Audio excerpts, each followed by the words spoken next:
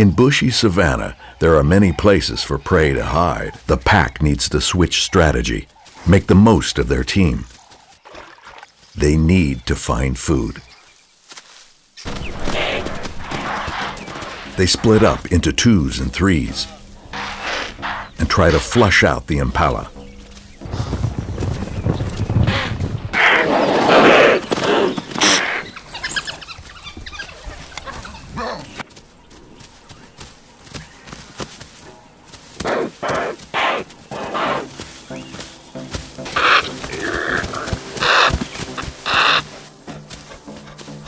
Dad locks on. At last, success. They need to be quick. When other predators get wind of the kill, they have to abandon their prize.